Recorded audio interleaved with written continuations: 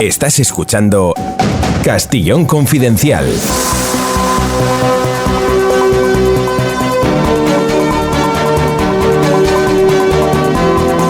Bienvenidos, ya estamos aquí, espacio de libertad con información confidencial contrastada. Gracias por estar ahí, amigos. Gracias especialmente a los suscriptores de iVoox. Gracias a vuestro esfuerzo, euro a euro y cariño a cariño, estamos todavía aquí y eso no lo olvidamos. Gracias a los suscriptores del canal de YouTube, solo hay que suscribirse.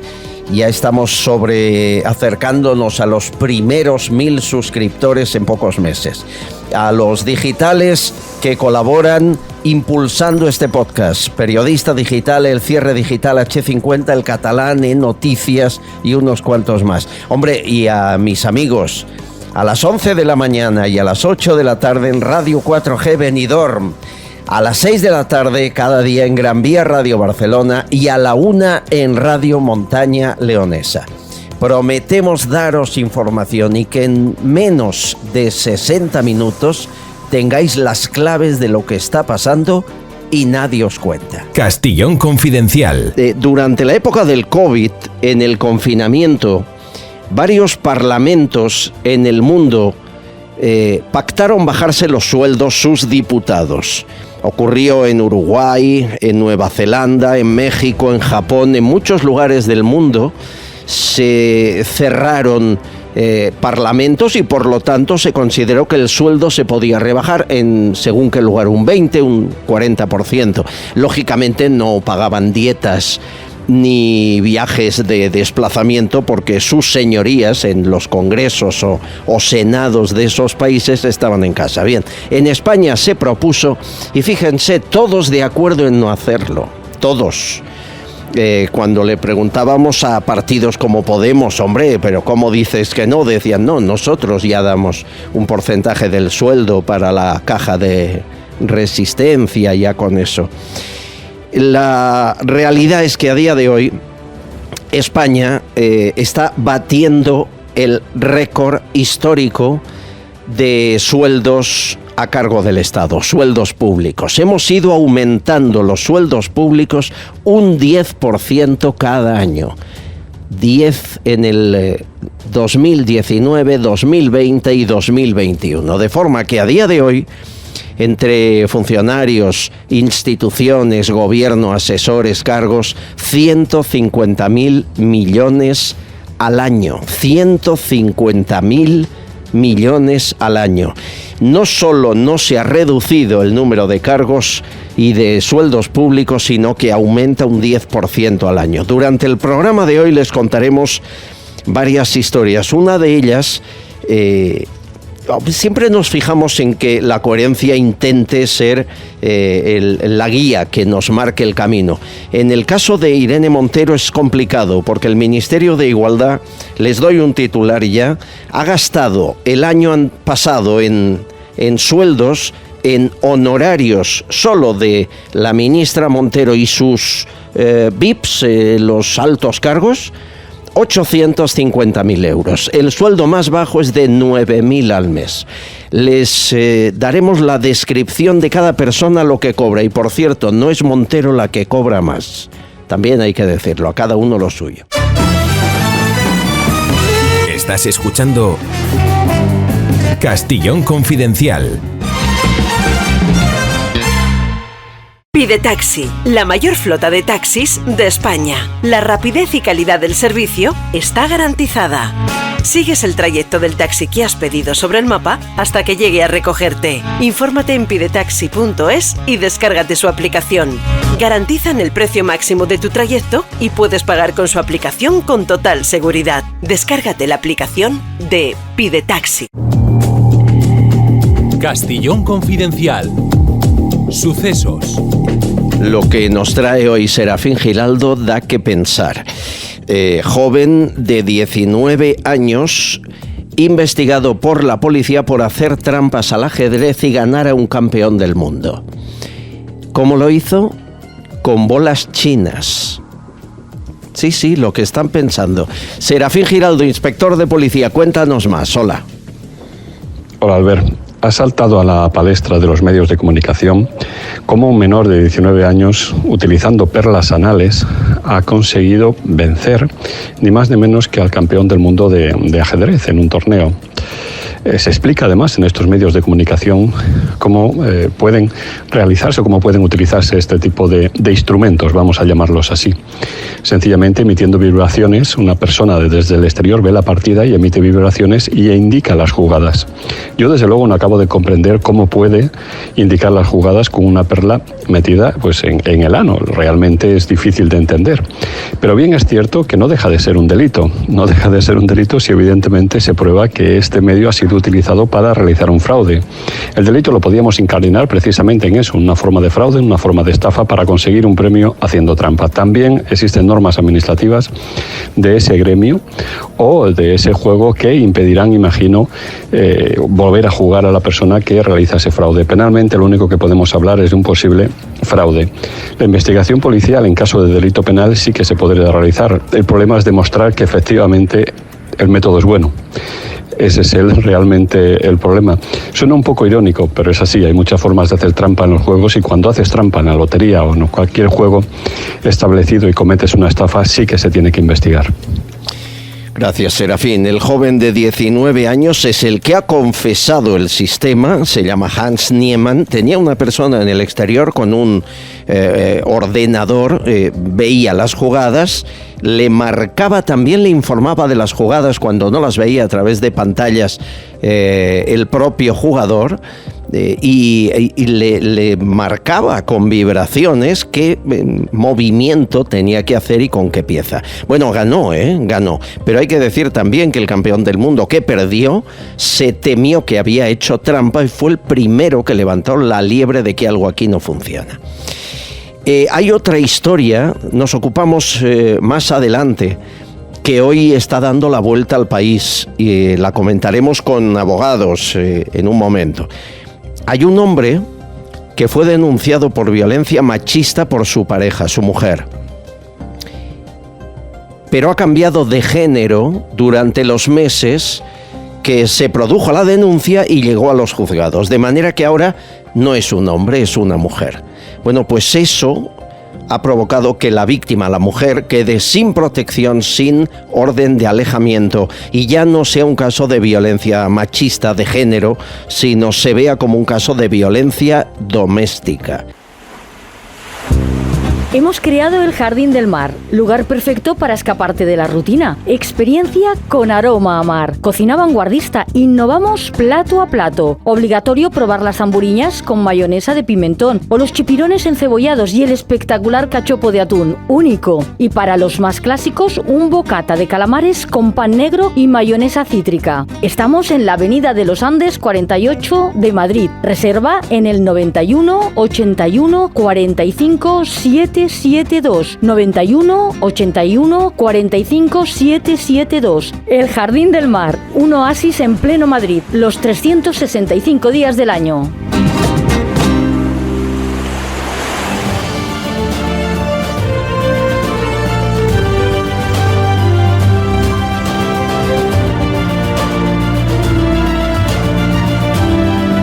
Aquí intentando diseccionar lo que ocurre en la actualidad, contarles un poquito más allá de lo que cuentan otros y sobre todo tener los mejores protagonistas. Y como siempre hoy me honro de tener en esta mesa a dos mujeres que son historia de este país y que hablan con la sinceridad y la libertad que da este programa y quien les habla. No crean que es fácil, es fácil decirlo, hacerlo es complicado y llegar a practicarlo casi un riesgo, pero es casi una obsesión a estas alturas de la vida de los tres empezar a decir lo que pensamos. Caiga quien caiga, ocurra lo que ocurra. Celia Cánovas, bienvenida, ¿cómo estás? Hola, encantada, muy bien. Magnífica abogada. Por aquí os veo muy marchosos, ¿eh? Yo también. Celia, como saben, es, además de abogada, nos habla desde Cataluña, fue senadora de Podemos y por lo tanto hay muchos personajes de los que hablamos aquí en la actualidad del día a día que ella los conoce en primera persona. Además de tener un punto de de información y de conocimiento que nos es muy útil en estos tiempos que corren. Lo mismo que nuestra otra invitada con la que ya has coincidido alguna vez, María Ángeles López de Celis. ¿Cómo está? Muy bien. ¿Qué tal, Celia? Encantada de volver a compartir tertulia contigo. Hola, yo igualmente. Un abrazo. María Ángeles ha sido la secretaria en el Palacio de la Moncloa de los presidentes del gobierno desde el inicio de la democracia con Suárez hasta Rodríguez Zapatero. Hemos empezado hoy el programa explicando que hay 150.000 millones de euros que nos ganamos en sueldos a funcionarios, a ti, por ejemplo, y a personas del Estado, ¿no? Y que hemos aumentado el gasto de sueldos públicos un 10% cada año. Somos de los países que, no el que tiene más funcionarios, dicen que el que les paga de forma más estable. Pues no sé cómo estarán los demás, porque forraos no estáis, ¿verdad? Vamos, ya te digo yo, las cuentas del gran capitán que hago yo todos los meses para pagar las facturas. Ya. ¿Está hinchado el número de sueldos públicos este país? Está hinchado por arriba y no por abajo. Qué bien que digas eso. Claro, naturalmente, es que además es la pura verdad. Mira, tenéis que pensar una cosa. La administración creció en los años 80, cuando este país empezó a tener estructuras importantes, a tener que participar en reuniones, en fin, en una comunidad internacional que hasta entonces nos había sido negada. Entonces la administración necesitaba medios, necesitaba recursos, necesitaba gente. Y a la administración ingresó un montón de personas que entonces pues andábamos entre los 20 y tantos años. Ahora todas esas personas tenemos 60 y tantos y la gente se va, se jubila y no ha habido no ha habido una renovación. Sí, pero has dicho algo que me parece primordial. Está hinchada. Claro, por arriba, por ejemplo. Pero es que el mientras problema es que funcionario, los de arriba no tienen que pasar una oposición. Ahí voy. Mientras tú has tenido que pasar una oposición, no te faltan manos en tu trabajo diario, me consta, con víctimas del terrorismo en el Ministerio del Interior. Resulta que el gobierno tiene 1.000 asesores a dedo, sin haber pasado oposición, y que me digan qué hacen la mayoría de ellos, porque ni sabemos sus nombres. ¿Es normal esto? Yo en mi experiencia a lo largo de tantos años, sobre todo en la presidencia del gobierno, donde es una entidad con un gran número de altos cargos, una concentración enorme y de mucho asesor. Bueno, pues todo eso, cada vez que cambiaba el gobierno, había un buen número de asesores que se iban, lógicamente, con el presidente de turno saliente, pero había otros que no, y se quedaban. Y venían otros tantos, y aquello era como una especie de bola que cada vez se hacía más grande. Pero manos para trabajar, cada vez había menos auxiliares, menos administrativos. Os puedo decir que yo hace 8 años entré a prestar servicio en la Dirección General de Apoyo a las Víctimas del Terrorismo en Interior, y la Dirección General éramos casi 80 personas. ¿Y ahora? Hace 12 años. Ahora somos 30 y tantos. Dios mío. Bueno, quiero hablar de uno de esos cargos. No sé si la conoces, Celia Cánovas, porque fue compañera tuya en Podemos, Noelia Vera. ¿La has conocido? Sí. Sí, no mucho, pero sí que la he conocido. Noelia Vera fue diputada de Podemos desde 2016. Ayer les contamos esta historia, pero hoy que está Celia queremos ampliarla. Fue secretaria de Estado de Igualdad nombrada por Irene Montero el 31 de enero del 2020. Estuvo 1 año y 9 meses y lo dejó por estrés. 1 año y 9 meses. Y dimitió. Oigan, cada uno aguanta la presión que aguanta, ahí no hay nada que decir. Lo que no entendemos es que justo cuando se acababa de comprar, por cierto, un chalet con pista de tenis y jardín, se fue y reclamó su indemnización que le corresponde como exsecretaria de Estado por los servicios prestados. 7.000 euros al mes durante 10 meses. Está mal. Que es el 80% de lo que cobraba. Si estás menos de 2 años, cobras ese 80% el mismo tiempo que estuviste en el cargo. Si estás más de 2 años, el límite es ese, 24 meses para cobrarlo. Y aquí lo ha cobrado todo el mundo, desde Íñigo de la Serna en el PP hasta Carmen Montón. ¿Recuerdan Carmen Montón? La nombran ministra de Sanidad. Se enteran que se ha inventado un máster, la despiden en 3 meses y estaba cobrando 7.000 euros al mes. Es una cosa. A ver, es legal, ya sé que es legal, pero no es inmoral, Celia, que alguien dimita y esté cobrando indemnización por irse, no porque le echen, que lo podría a lo mejor entender, por irse. ¿Cómo lo entiendes? Por irse, pues para mí, como bien has dicho, una inmoralidad absoluta. Y está claro que, bueno, nuestra legislación está llena de leyes que son inmorales, o sea, que son absolutamente, están dictadas pues a la medida de, ¿no? Entonces, José Guirao lo cobró con Sánchez, fue ministro, Pedro Morenés, Bert, Luis de Guindos, Pablo Iglesias, 60 exaltos cargos de secretarios de Estado para arriba lo han cobrado. Me parece... Ojo, que a nosotros nos hacían donar una parte de... O sea, yo cuando cesé, bueno, a mí cesó porque se acabó la legislatura y ya no me presenté, ¿no?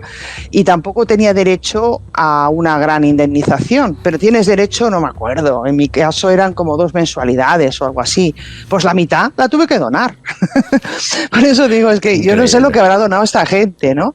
Pero también en el caso de Noelia me extraña muchísimo. Yo creo que ha tenido que tener un enfrentamiento con Irene Montero, seguramente. Para no irse tan pronto, ¿no? Hombre, para irse de un puesto como este, a ver si estás, primero, si entras por la confianza de Irene Montero.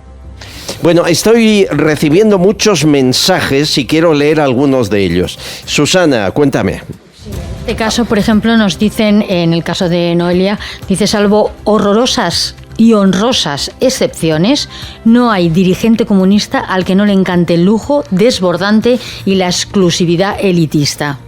También nos comentan, dice, bueno, se ha hecho esta mujer una casa, pero claro, será una casa totalmente sostenible, ¿no? Bueno, la pista de tenis debe ser sostenible y la piscina debe ser agua. Dice, sí. ¿Os habéis parado a pensar que la número 2 de igualdad, en este caso Noelia, cobra y gana mucho más que el presidente de gobierno? Sí, pero esto ocurre en la administración. Sí. Ha pasado con Suárez, claro, con Felipe sí. González, sí.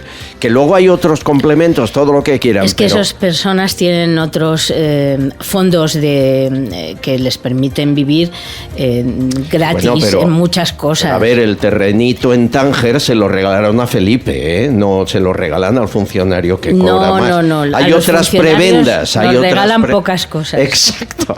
Más. A la señora Celia le dicen, pero las Irenes y compañías no eran de repartir sueldos, de hacer como campañas en ese sentido. No, y anunciaron, Celia, la caja de resistencia. Repartir mi sueldo, no el de ellas. ¿Te acuerdas? La caja de resistencia. Sí. ¿Qué porcentaje del sueldo de Irene Montero va al partido? Hoy en día, esto para mí es tabú totalmente, o sea, es un secreto oficial, porque como cambiaron ellos las reglas cuando pasaron al gobierno, cuando ya vieron que iban a gobernar con el PSOE, se reúne la Asamblea Ciudadana, la Ejecutiva y tal, y deciden cambiar toda esta normativa y la adaptan a su antojo. Y bueno, yo exactamente no lo sé, pero desde luego que no se rige. O sea, el famoso código ético, no es el mismo que cuando yo era senadora y exigían con tanto rigor a la gente como yo, que éramos senadores vulgares, corrientes, ¿sabes? Yo era de soldada rasa. Sí. Entonces a los soldados rasos les exigían a tope. Mensajes que estamos recibiendo, hay más, Susana. Hay uno más en general. Y voy con YouTube. Llegaron al gobierno por una moción de censura contra la corrupción, y están hablando de los socialistas, y van a acabar indultando a los políticos más corruptos de toda Europa, y eso son las cosas del socialismo. Gracias, Susana. En redes sociales, ahí nos pueden seguir. Y leo por YouTube, en el canal, inscríbanse también a ese canal. Dice, el indulto del procés fue el sumum, dice Miguel Teixidó, sin arrepentimiento. Además decían que lo volverían a hacer. Son las cositas del PSC, PSOE y sus comparsas anti-España Unida. No le falta razón. Cristian Cantalejo, gracias por tanta información veraz y mordaz. Muchas gracias, Cristian. Severiano Álvarez nos felicita a Josué Cárdenas, que es de esta casa, estuvo el otro día con nosotros, y que me alegra que ya no le vete Rufián en el Congreso. Es verdad, parece que Rufián ya le responde. Su señoría Rufián, cobrando lo que cobra. Silvia Sass, encantada de estas emisiones. Gracias, Silvia. Y José Castela Gómez dice, hablad de lo de Indra. Lo hicimos, José dice, poca broma, hay elecciones en 2023, Indra la compra el gobierno, se mete en Indra y luego le da a Prisa el accionariado y son ellos los que cuentan el censo electoral. Da un miedito. Sí, no, nos da la misma sensación, María Ángeles. Yo empiezo a tener muchas sensaciones preelectorales que no me gustan nada. Es que sí, es como que están preparados. Pero de verdad en España es posible hacer un pucherazo. ¿Ha habido pucherazo alguna vez que tú sepas, María Ángeles? No, hombre, no, por Dios. Es que no, desde Suárez para acá no. Una bananera, por favor. Bueno, oye, lo de manifestarse en la puerta de un partido después de la mentira que dijo el PP del 11S, no fue pucherazo, pero fue muy feo. Fue una manipulación de la información con una, con una tendencia muy clara, una tendencia... Clarísimo. Eso sí que fue muy gordo. Y quiero decir que de eso supongo que la gente habrá aprendido. Pero estoy recordando ayer o antes de ayer que leí un artículo, no sé si del Mundo, de qué periódico, que hablaba de ese documental que están preparando sobre la vida de Pedro Sánchez en la Moncloa, un día. Vamos a acompañar al presidente en su vida diaria. Se llama. Y cómo... está preparado para que el secretario de Estado de Comunicación controle cada minuto, cada escena, lo que se dice, lo que no se dice. Por eso no lo quiere ninguna tele. Es que alucino, digo, en mi vida he visto una cosa con tanta...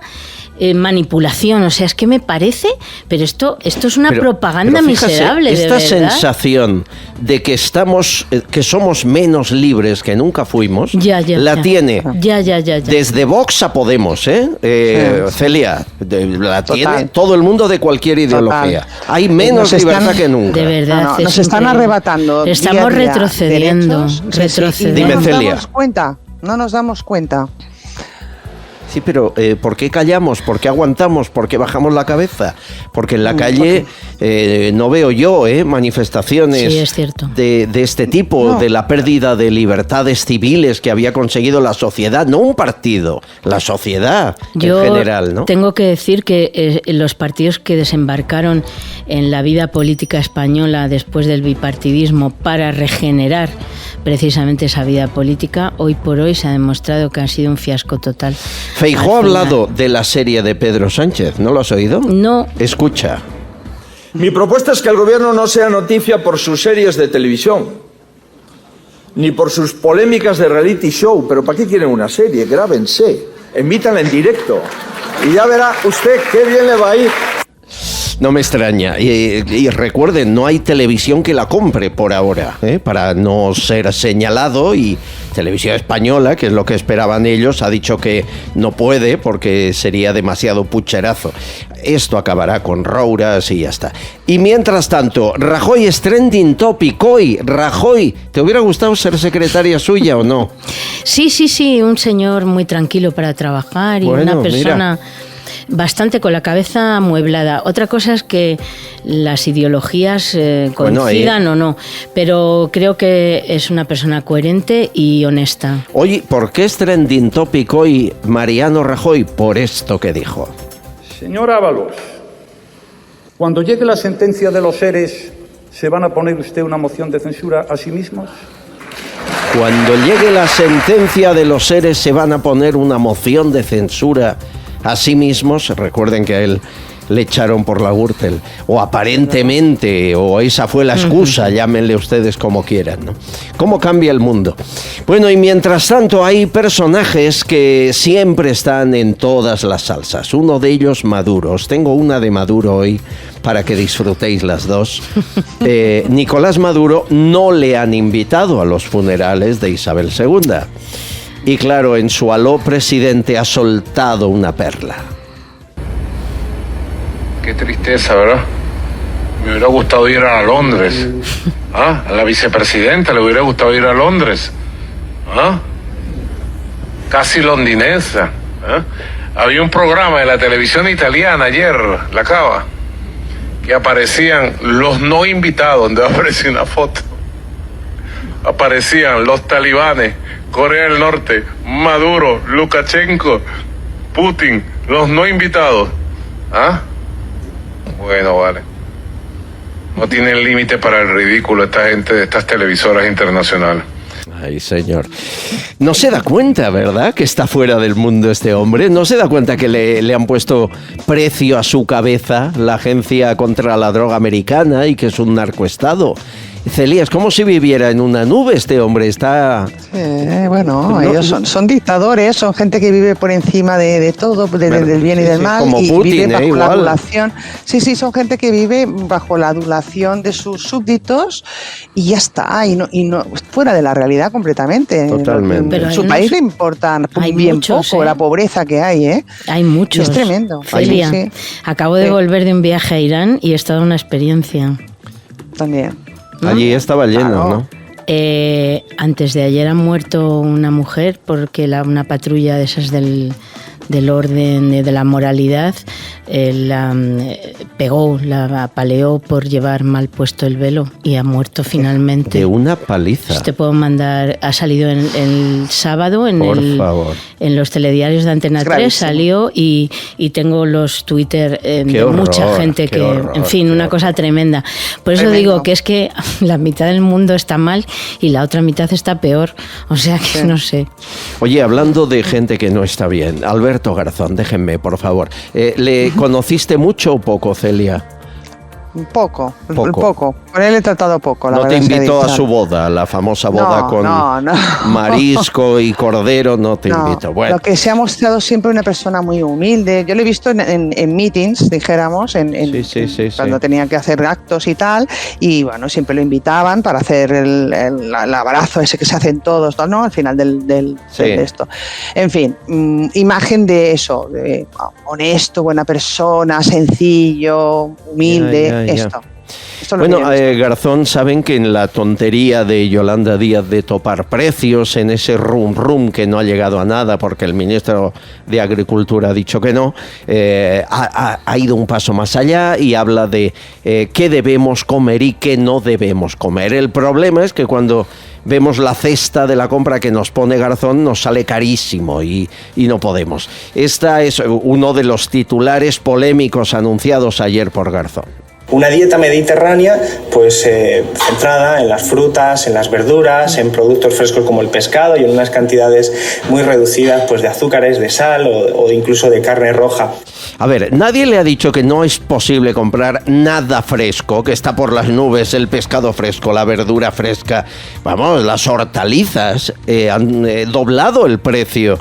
Todo lo que eran productos frescos, es imposible comprarlos. La cesta de la compra ha cambiado. Ha cambiado porque se ha duplicado la factura. Cuando llegas a la caja te quedas absolutamente sorprendido. El otro día un matrimonio vecino mío, que los dos son chicos jóvenes con un bebé, un niño pequeño, y habían comprado un lenguado para el niño y ellos cinta de lomo. Hemos llegado a ese punto. Sí, ya. claro que sí.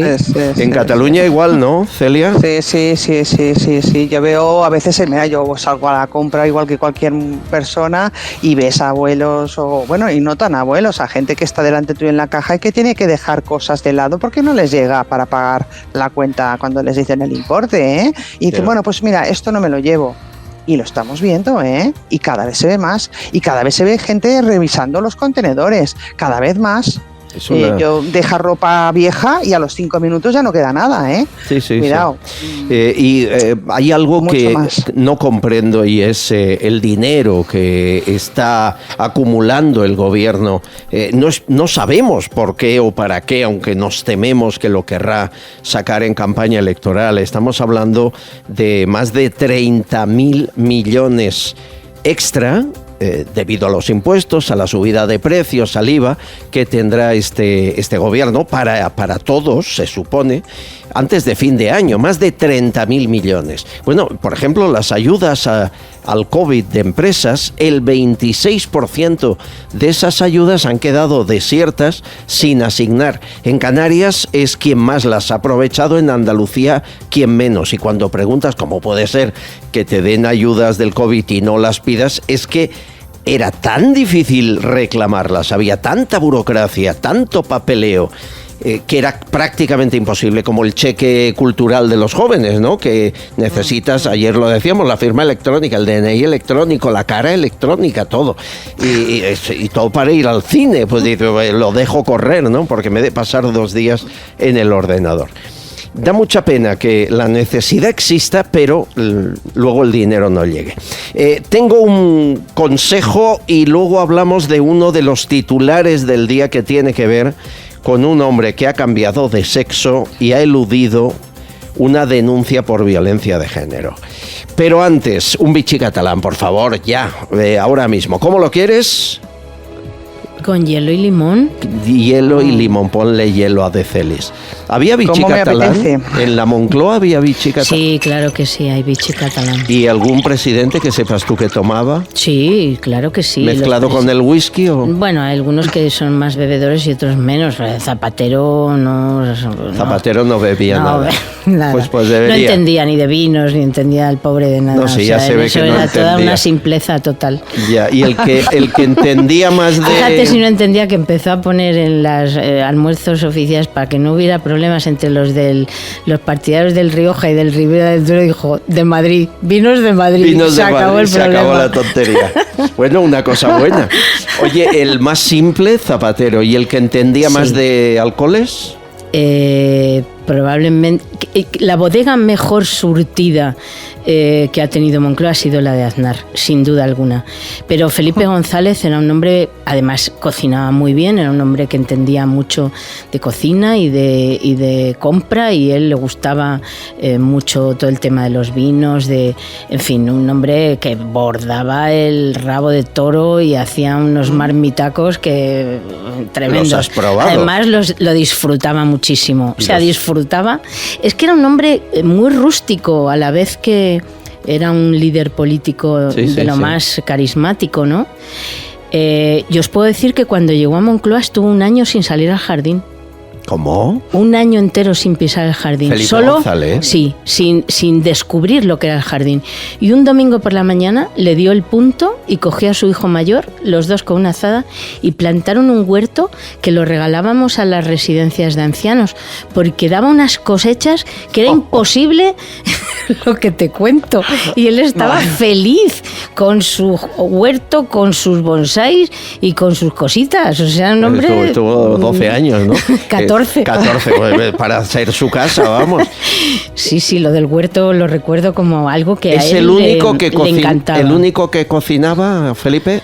Sí, el único. El resto no. La mejor bodega, dices, en cuanto a vinos, Aznar. La más selecta, la mejor, sin duda. Lo cuidaba muchísimo. Caray. Eran devotos de los arroces, los Aznar. En las comidas oficiales eran muy de arroz. En España tenemos cantidad de recetas y todas excelentes, y había muchas Zapatero veces no... arroz.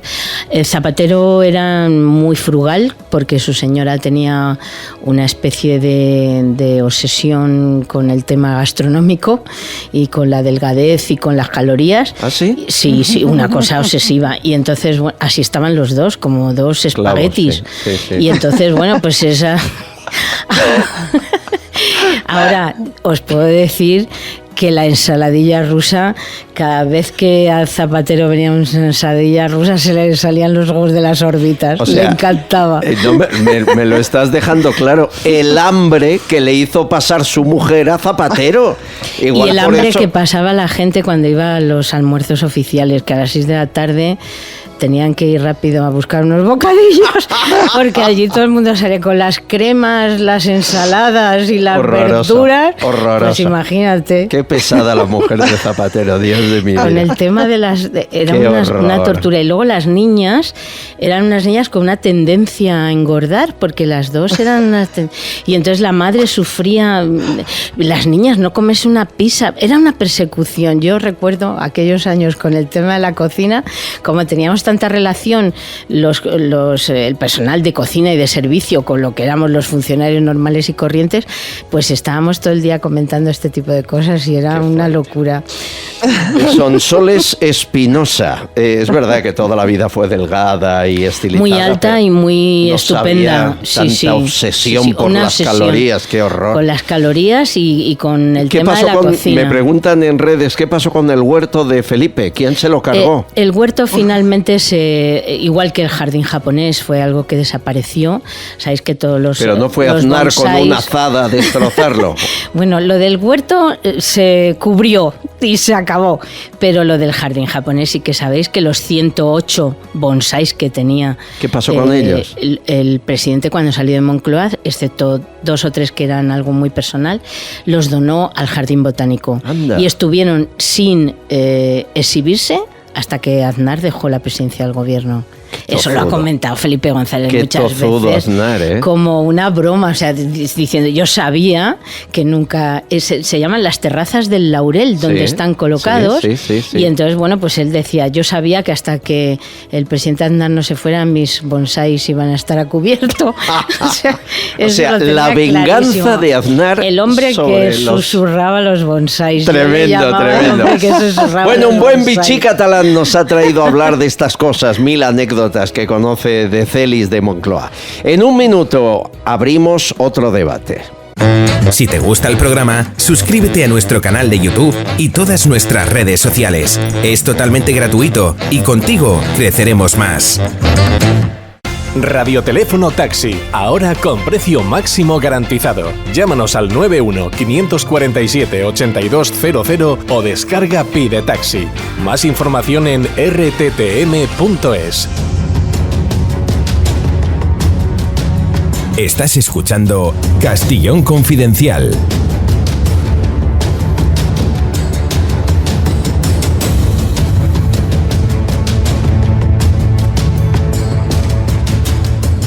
El hombre que es noticia hoy es un hombre que es una mujer. Hay un hombre en Cataluña que ha eludido una denuncia de violencia machista al cambiar de género.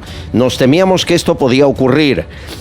De hecho, hay un antecedente, me cuentan, en Asturias, con un bombero que había maltratado psicológicamente a su mujer, año 2017, y luego cambió de sexo, y eso provocó que la justicia se volviese loca. Pero en aquel momento no estaban las leyes de asignación de género que están ahora.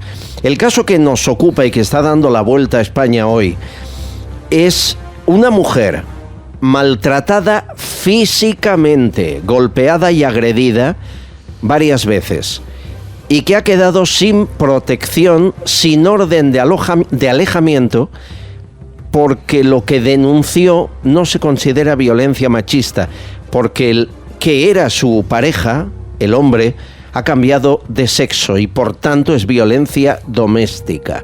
La denuncia se puso a mediados de agosto, como digo, en un punto de Cataluña. Él cambió su género 5 meses antes, pero ella no lo sabía. Y eso fue, por lo tanto, en marzo, antes de que ella pusiese la denuncia de malos tratos. Aunque las agresiones se habían producido mucho antes, él acreditó en un informe psicológico que quería hacerlo hace 2 años, y el informe psicológico reconoce ese cambio de género. Y me dicen, tú eres abogada, Celia, y pido tu ayuda, me dicen que no tiene fuerza jurídica, que ella no puede acceder a las defensas de una violencia de género, ni a orden de alejamiento, ni a recibir protección. Es más, que mientras dure el trámite judicial, no puede desvincularse del maltratador. Hasta el punto que han vuelto a vivir en la misma casa, bajo el mismo techo. Él la echó de casa pasado el verano, Los Mossos d'Esquadra subieron al piso, vieron qué ocurría y se encontraron a un hombre vestido de hombre, pero con reasignación de género y sin poder actuar como marca la ley en defensa de este tipo de delitos. Esto es una locura, ¿no, Celia? Es una locura, pero es que es lo que dice la ley, lo que ha conseguido aquí la ministra Montero, ¿no? Es decir, hemos cambiado, o sea, con el tema de la asignación de género y todo esto, pues claro, es que no es hombre, no es, o sea, no es considerado hombre a los efectos de la ley de violencia machista. Es la violencia de un hombre contra una mujer. Entonces, como ha cambiado el género, es lo que hay. Entonces, no, por supuesto, la mujer no está protegida por la ley de violencia machista, pero bajo ningún concepto. Pero es que es así, es gravísimo, pero es así. Entonces, cuando los hechos ocurren, que él ya ha cambiado el género, otra cosa es que yo entiendo que si los hechos ocurren antes de que él cambiase su género, pues entiendo que ahí que había una violencia machista. Claro, sí, esto la ley dice que si los hechos fueron denunciados siendo hombre, se aplica lo que ocurría siendo hombre, solo faltaría, ¿no? Es decir, que nadie aproveche esto, pero si ocurre como esta señora que es agredida, pero decide poner la denuncia muy tarde y él lleva 5 meses con reasignación, no hay nada que hacer, ¿eh? No hay nada que hacer. No hay nada que hacer.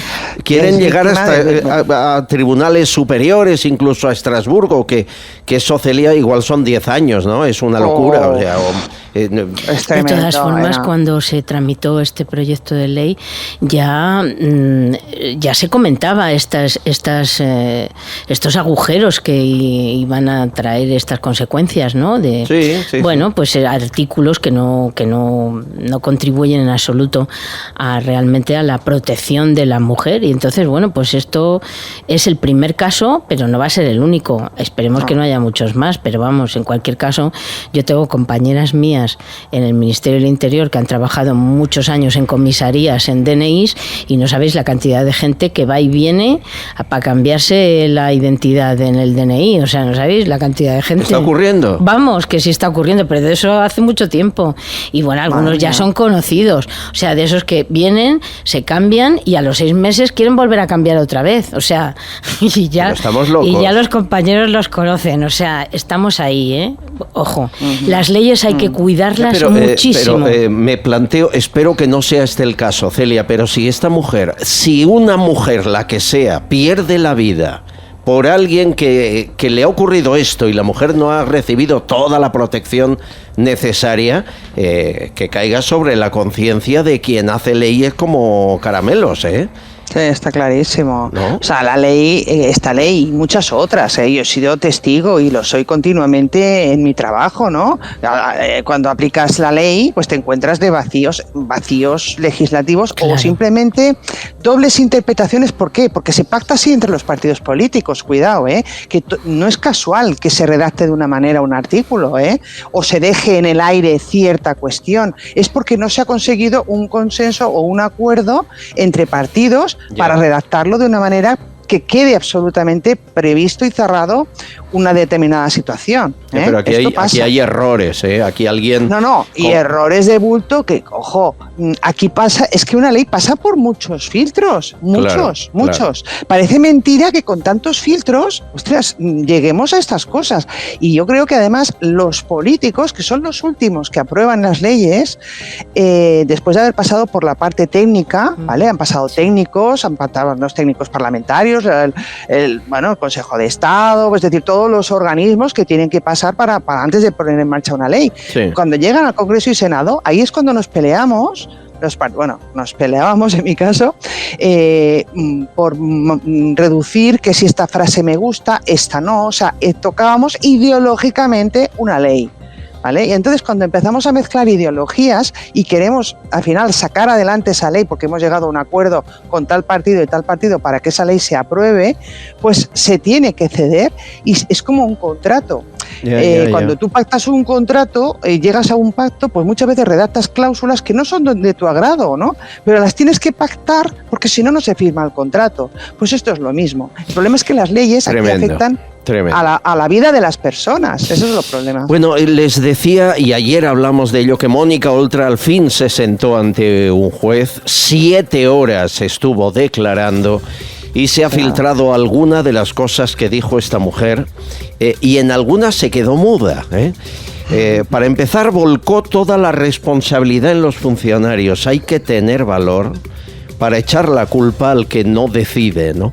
Reconoció haber incumplido su deber de asistencia a la víctima cuando el fiscal le dice: ¿por qué no puso usted un abogado a la víctima, la niña abusada, ni se personó contra Icardi? Y se quedó muda, hombre, claro, porque era su marido, por eso no lo hizo. Es más, pagó 99.000 euros, parece ser de dinero público, a una fundación llamada Spill, por, entre otras cosas, tener un informe psicológico que desacreditara a la niña. Informe que acabó en manos del abogado del marido, del violador. Bueno, hay una mujer que ha seguido este caso desde el principio, que va más allá de su tarea periodística y que ha llevado a Mónica Oltra al banquillo. Cristina Seguí, periodista. ¿Cómo estás, Cristina? ¿Qué tal, Albert? Pues muy feliz de hablar contigo, a pesar de que ha sido muy complicado, porque desde ayer ha sido una locura completa, pero desde luego mucho tiempo esperando esto, ¿no?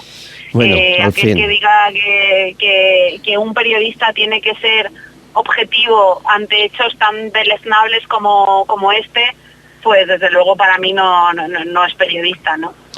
Estoy contigo. Primero, enhorabuena por conseguirlo, porque a ti te han hecho la vida imposible. Te han echado de ruedas de prensa, te han demandado, te han intentado callar la boca y todo lo han perdido, no han ganado juicio alguno hasta el día de hoy, ¿no? Claro, eso yo creo que al final son persecuciones y son medidas frívolas, como las de las 2 querellas que me ha interpuesto esta señora. La primera ya la ha perdido. Pero claro, habría que preguntarse de qué bolsillo, de qué caja se pagan esas querellas, ¿no? Claro.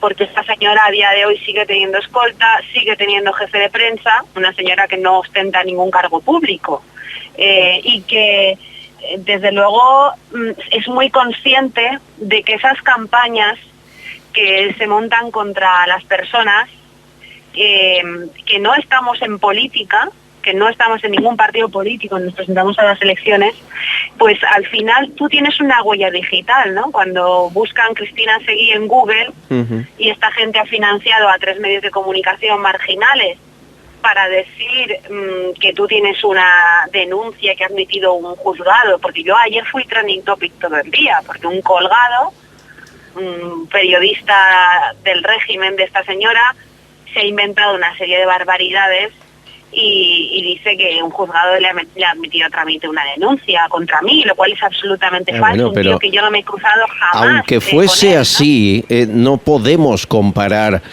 una denuncia por derecho al honor con el abuso a una niña de 13 años del marido de quien debía protegerla. O sea que es que bueno, ni cogiéndolo por las aristas, ¿no?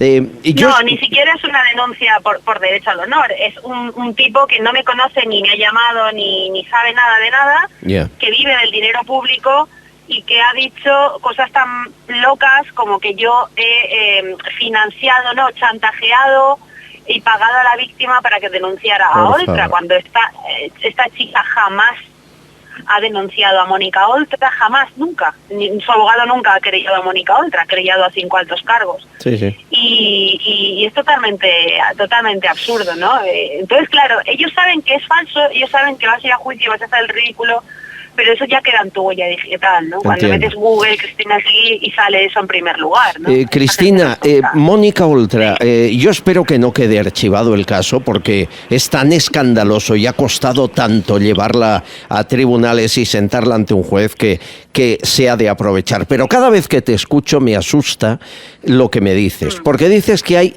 más de 170 denuncias similares a esta. ¿La cifra cuál es? 175, en principio, que han denunciado haber sido abusados, niños tutelados, en el último año y medio. ¿En qué lugar? ¿Solo en Comunidad Valenciana o en toda España? En Comunidad Valenciana. Bajo es brutal, la cifra es brutal. La cifra es brutal, pero la cifra es brutal de muchas otras cosas. La cifra es brutal de madres que se han puesto en contacto conmigo y que les han quitado a sus hijos, madres víctimas de violencia de género, a las que cuando han acudido a los servicios sociales para que les ayudaran, han activado un protocolo y les han quitado a los niños, ¿no? Por el artículo 33. O sea, esto es tan grave. Está asintiendo Celia Cánovas. Celia Cánovas fue senadora de Podemos, se fue corriendo, como te puedes imaginar, de aquel partido, y ahora es abogada que representa a algunas de estas madres, Celia. Lo que dice Cristina es gravísimo, pero es cierto. Pero es cierto. Yo estoy llevando el caso de una chica ahora mismo, y ya te digo, y tengo en cola a más gente. Lo que pasa es que mi proyecto es un poquito más ambicioso, que es crear una red de abogados para ayudar a todas las madres afectadas por esta situación, ¿no? Porque se encuentran en una situación precaria, económicamente muy precaria, ¿no? Aparte de la situación pero mental expliquemos en la que se encuentran, ¿no? Es decir, sin orden judicial, hoy en día te pueden quitar al hijo un funcionario acompañado de un policía. ¿Es así? Sí.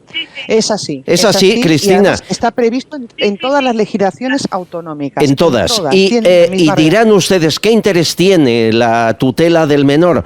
¿Cuánto se paga por un menor tutelado a los centros de tutela? Depende de la plaza, pero ya te puedo asegurar que de 2.000 a 2.500, 4.000, 7.000, dependiendo de comunidad autónoma, del menor, de la familia. Y como dice Celia, me parece muy interesante porque nosotros tenemos la asociación. Yo no tengo yo no tengo la capacidad económica para atender a estas madres jurídicamente, y tampoco tengo los conocimientos, ¿no?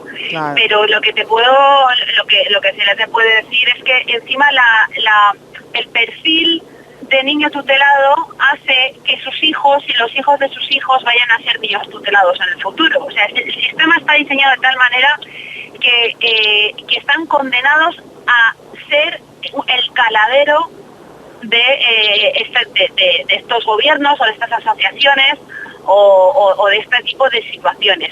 Por ejemplo, Teresa es hija de una mujer tutelada con 2 bebés a los cuales Teresa, o 2 hermanos que Teresa no conoce, a sus hijos, los hijos de Teresa, los propios hijos de Teresa. Teresa es la víctima del marido de Oltra, Eso es, y bueno, de hecho Servicios Sociales ha intentado en alguna ocasión. Es decir, tenemos algo más, es que es muy grave porque de esto no se habla en ningún medio, pero tenemos la sensación que aquí hay un negocio de millones pagado con dinero público que sostiene a organizaciones, psicólogos, médicos, centros de tutela y que priorizan el negocio por delante de la necesidad.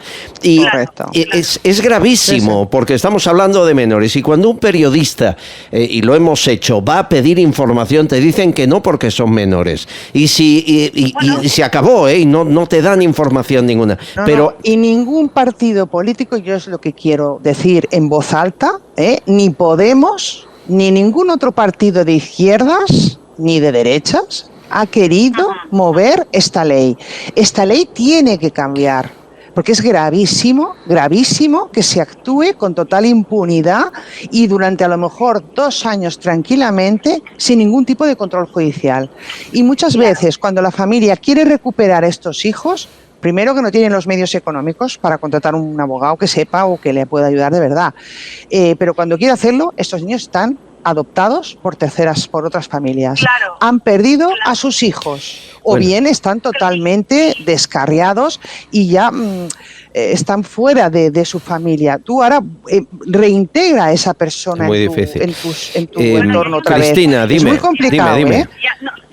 Bueno, el otro filón es que hay un tráfico de influencias con todos esos niños. O sea, es decir, esos niños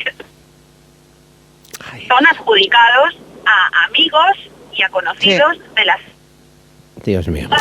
que, como bien dice Celia, prevalecen sobre la administración de justicia, que es algo salvaje en cualquier Estado de Derecho y que...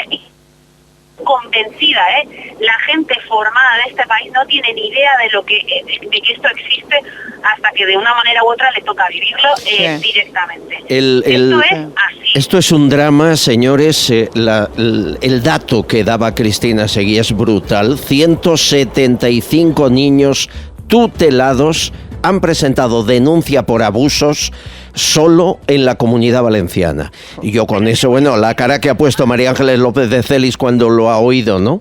Te quedas... Estoy espantada, absolutamente. No es normal. Es que no me puedo imaginar que en un país civilizado como el nuestro, democrático, con nuestras libertades, nuestras leyes, nuestro Estado de Derecho, esto suceda y no pase absolutamente nada. Pero que llevamos años. Bueno, Cristina y Celia, os voy a poner en contacto, os intercambio teléfonos como abogada y como periodista para que ayudemos mutuamente en esta labor. Sí, pues me encanta estar con Celia porque yo creo que es muy interesante, me piden ayuda a muchísimas madres. Claro. Se corta la comunicación, que está en marcha. Cristina Seguí va en coche. Hablamos próximamente. Vale. Cristina, te mando contactos. Un beso. Un abrazo. Un beso. Encantada. Un beso. Bueno, lo de Mónica Oltra, como ven, es la punta del iceberg. Sí. La punta, pero es que el drama es inmenso. Y yo he tenido ocasión de hablar con alguna madre que tú, Celia, me has facilitado. Y es como les digo, que va una funcionaria con un policía a la salida del colegio y le quita el hijo. Sí. Y las excusas pueden ser que un día se peleó con su marido frente a la escuela o que cualquier tontería que le pasa a cualquier pareja. No, te convierten de pronto en un monstruo. O sea, tú eres una madre monstruo porque te has cometido un pequeño deslices como madres y como personas cometemos todos los días. Es que lo que pasa es que has aprovechado ese pequeñísimo error para sacarle punta y crear unos informes con ficticios, con unas barbaridades, que los he leído, tremendos, y otra cosa que quiero decir también aquí, y lo quiero decir bien claro, y lo dije el otro día en una vista, yo tenía sentada al lado a una representante del Ministerio Fiscal, que se supone que se les notifica a ellos cualquier decisión que toman los comités de tutela, ¿vale? Hay unas decisiones que se van tomando pues a lo largo del procedimiento administrativo, en el cual no toman partido Hemos los padres. De acabar, Celia, que se acaba. Perdona. Y entonces, el fiscal, le llegan las notificaciones y ahí se quedan. O sea, no se preocupa. Y yo le eché en cara esto al Ministerio Fiscal. ¿Y qué hace el Ministerio Fiscal? En lugar de decir, oye, pues aquí... ¿Y qué hace? Se mete conmigo, ¿y me ataca personalmente. ¿Y dónde está protección de menores, por favor? ¿Dónde está la Fiscalía del Menor? ¿No? Bueno, señores, como ven, no es país para viejos, dicen, tampoco es país para niños. Vayan con cuidado y vigilen, y aquí estaremos para explicárselo. Celia Cánovas, un beso, gracias. Un beso. María Ángeles López de Celis, aprendemos cosas, ¿Cuántas cosas tenemos que cambiar? Madre mía. Sí, pero sobre todo lo que no hay que hacer es tapar nada, Ya basta, no queremos más tumbas con información secreta y sin acceso a los medios. Gracias por venir, de Celis, un beso. Gracias, amigos. Mañana más podcast, más contenido exclusivo aquí en el canal de YouTube, en Gran Vía Radio Barcelona, Radio 4G Benidorm, Radio Montaña Leonesa y en todas las plataformas, Spotify, iVoox. Gracias por estar ahí. Suscribíos en iVoox al contenido para fans. Nos ayudáis a seguir adelante. Cualquier duda, pregunta, ayuda que queráis prestar, mi correo electrónico es vuestro. albertcastillon7@gmail.com. Aquí lo leemos todo. albertcastillon7@gmail.com. Gracias, amigos. Hasta el próximo programa.